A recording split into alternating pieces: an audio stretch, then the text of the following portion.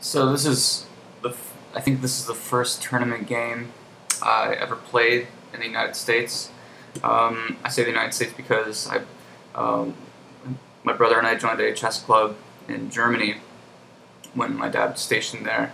This is back in like 1980, I want to say 85 or 86. If I remember correctly, we went to the chess club for all about maybe a month and a half, and then the guy who was running it PCS'd, which is military terminology for being relocated, having a job relocation. He was stationed elsewhere. So all I pretty much learned in the chess club was this were these moves. I'll show you. Basically, knight. This is as much as I learned. Knight f3, knight c6, knight c3, knight f6. That this was an opening, and it was called the Four Knights opening. And I mean, I'm pretty sure I got some of those details wrong. Maybe there's like e4, e5, and then these four knights come out. But that's pretty much all I learned in chess club, and I guess you could say that a lot of my reasons for trying to push myself as a chess player now have to do with you know, it's good to have a chip on your shoulder if you're trying to get good at something, and basically the chip on my shoulder is that I did not have a chess environment that I was exposed to when I was growing up, and you know, even though I had a chess book, my parents got me a chess book. I thought you had to read the chess book like a book. You know, that when there were moves in the book, you had to like just read them and imagine where the pieces were going in your head, and that was how you read a chess book. And so I remember trying really, really hard to do that, and I could get a few moves going in my head, but I was completely mystified by, you know, why people would be good at chess, and just you know, thought I must be really bad at chess, or just, you know, dumb or something, you know, because I couldn't figure out. You know, I didn't even think about, like, it didn't even occur to me to use a chessboard and move the pieces on the board until after I think even after this tournament game was played and other games were played, and so I realized, yeah, you know, at this time I was in my life I was in the Army, and a lot of people were playing Spades, this card game, on long trips, and I thought, well, you know, that's a fun game, but, you know, it's kind of it gets to be predictable. You know, after you've played like a couple hundred hands of Spades, you know what's going to happen when you see your hand, and when you get the bid, and you're probably going to be one or two off from your bid, but that's about it. So I thought it was just a little too predictable, and I wanted to play something a little more stimulating. And I'd found this online gaming, like vintage games, like server interface thing, and I was playing old Sega Genesis games and Apple IIgs games and things like that on it. Well, probably not Apple IIgs, but more like game system type things. It was a simulator, and actually I came across this one, like Hoyle Table Games, and it had a chess engine, and so I would just play against it. I thought, you know, this is kind of fun. You know, I know I'm really bad at chess, but at least I can play against this computer, and like no one will know if I lose, and it's like, and this is really funny because, you know, I was an adult, and I pretty much figured out that I was good at whatever things I was going to be good at, and I could keep working at those things and get better at those things, but that I wasn't going to actually pick up any new skills, like real skills that are different from the skills that I had. And actually, it's funny because one of the things that drove me to be a better chess player was the idea that I could use my musical skills and you know, of whatever, memory or creativity in jazz, to like try to, you know, use those general skills to learn how to play chess, or to get good at chess. So so I had this kind of like untested confidence, really. You know, I thought I could be good at this. At first, it was about getting good or getting better, and then it later became fun. And I think it's really critical that it becomes fun, because you're going to whether people tell you this or whether you hear it in like an inner voice, you're going to question whether or not you should be doing this thing, where people are competing and they're trying to, they're trying to use every advantage against you, including the idea that maybe you shouldn't even be, bothering to play the game of chess, like you just don't have what it takes. Well, it's really funny because I learned after a while that it's not so much, like computational ability that makes someone a good chess player. Although no one will really come out and really address what it is that makes you a bad chess player, or they will, and you won't trust them. And mostly what it is exposure to tactics. So probably, and it's been said a lot of times, 99% of chess is tactics. Is probably a little bit of an exaggeration, but if I had thought that tactics, if I had realized this a little earlier on, I might have just completely stopped buying opening books, thinking that I was losing in the opening, and just studied tactics, because really the reason I was losing was due to tactical oversights more than anything, like my first 20 or 30 tournament games. And so anyway, the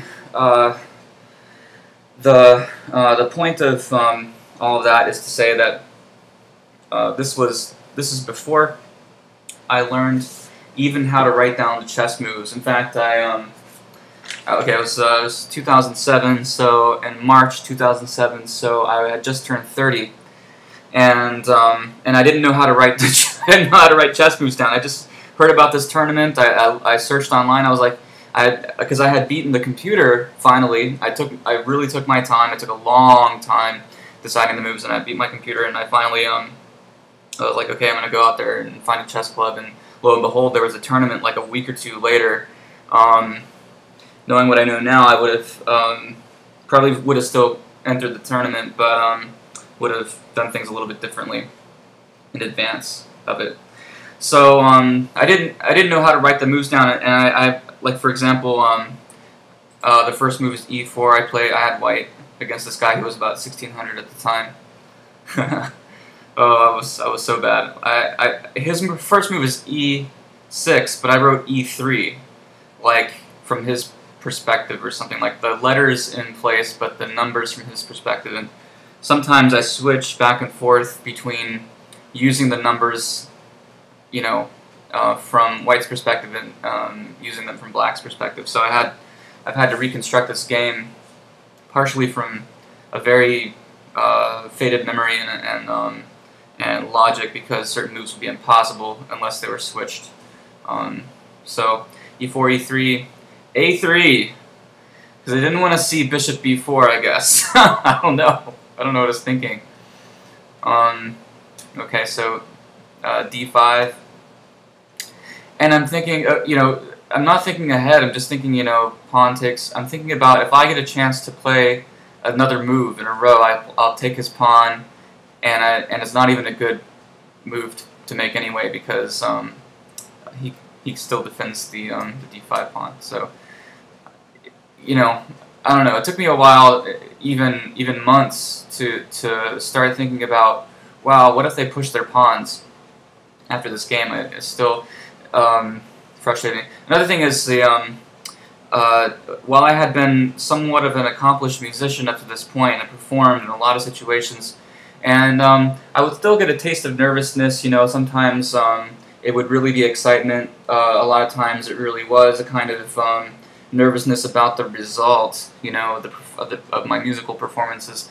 I remember the first couple musical performances I had, I wasn't nervous at all, and just at some point later, I started to get nervous, and then I eventually dealt with that. It's like performance anxiety, I think we all get it to some degree, and we just manage it somehow, eventually figure out some tools and tricks. Well, no matter how nervous I'd ever been as a musician, which, by the time I played this game was pretty well under you know, I was not struggling or suffering from, you know, crippling performance anxiety, let's say, at that time musically. I was very, very comfortable, and would just have been fine, you know, performing under a lot of high pressure situations. But I hadn't prepared myself for how nervous I would get playing in a tournament. It really was, I mean, first of all, I'd never seen a board like this. So one of the first things I did after this tournament was I bought boards like this, and made sure I had them out constantly so I could see them. And I guess that would be, you know, part of my musical training. Like, if I had performed on a bad piano, I would try to find bad pianos and try to, you know, I kept approaching chess like music, especially performance anxiety. I kept approaching it like I would musical performance anxiety. And I didn't look ahead at all, and it was really surprisingly bad moves, and so I don't know, for some reason knight e2 seemed logical. Knight c6. He doesn't really need to defend this pawn. I mean, I was the only win this guy had in the tournament. His other result was that wasn't a loss, was a draw. So he had a win, 2 losses, and a draw. But so I don't know if he was all that strong, you know, compared to me now. But knight c6. I don't know. Probably e5 is better. Anyway. And here he should have played d3. Okay, so attacking the pawn. Takes, and clearly I don't know what I'm doing, because I just moved my f-pawn and he's able to threaten a mate in 1. You know, it's already only move 8. This is such an awful game. So I was really proud of myself. You know, I was so relieved I could play queen e2. So bad. I'm just thinking I want a castle, as I recall. So d3 doesn't really do much. And you can see how he retreats his bishop, because he's expecting me to play like b4 at some point. And I'm not sure if I was even aware of this diagonal. You know, a lot of the moves that were played against me stunned me so completely. Because it's like a competitive game and people are coming at you. It's really kind of, and they're really trying to beat you and win. I mean, it's maybe like being in a fight, you know, where you get hit and you're just like, what the heck happened? So that I didn't you know, it hadn't occurred to me, you know, at this point. I feel like I'm looking at a 3-year-old me or a 4-year-old me looking at this game, because it hadn't occurred to me that when you move a piece, that it might have been doing something important before, like defending the b-pawn in this case. So bishop d2, queen takes b2. Well, I better put the bishop back, right? Okay, so I just was completely shocked. Queen takes a1. And maybe I started coming back to my senses. I was like, I know I can force this queen exchange, so I did. I was so proud of myself. And then some fairly, you know, ordinary moves occur.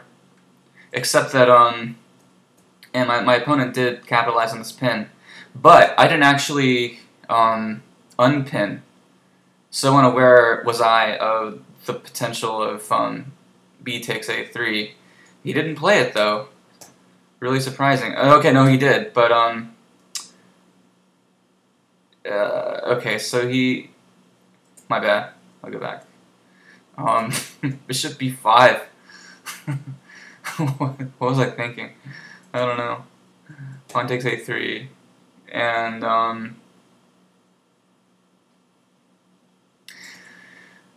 so sad. Rook takes knight. And then, of course, and I thought, wow, that's really symmetrical. You know, this is really kind of odd. You know, I know I'm in like really danger right now, but maybe I can, you know, maybe there's some kind of trick here. And I wrote my last move was checkmate. He played checkmate on me, which must have been knight b3, because the other knight move is not checkmate.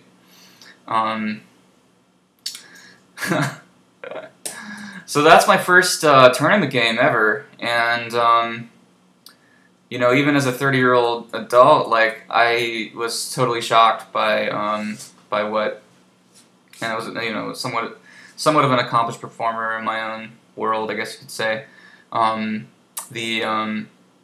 Music, but or experienced performer, if you will, but chess was a completely new kind of performance anxiety, so I approached it like music. You know, and I haven't really quit. You know, I play blindfold chess now. I play simultaneous blindfold games on my computers at home, and I play blindfold games against the guys at the FSU Chess Club, and my rating eventually rose. I'm at 1485 right now.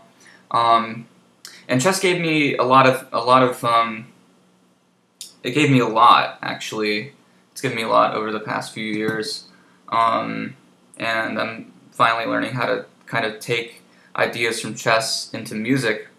But I thought this would be kind of an amusing look, you know. I tried to put it in perspective. I'm not sure if I did it quite right, because I guess the one last thing I should say is that between a handful of games that I was completely crushed in like high school. So the last game I played as a child was at this chess tournament that we set up with our chess club in Germany. I went, played, lost, and I can't remember whether I was so distraught that I was crying or just, like, you know, completely, like, depressed and miserable as a, you know, 7 or 8-year-old kid. I was just, like, didn't know what in the world happened to me. Like, I remember seeing the guy make moves against me. I can't remember what I remember not understanding a single thing about what he was doing. Then years pass, and I play against some of my high school friends, and I lost. If my memory serves me correctly, I lost every game. But I thought, you know, I must be a smart guy, you know, so I must be good at this. But clearly there's something I'm lacking, and so the last game I played. So like a few games as an 8-year-old kid, a few games as a high school student. There was no chess club in our high school, by the way. And then a few, and then these games on the computer, which I think I started playing in like December. So I was playing some games like infrequently, like once every a week or so.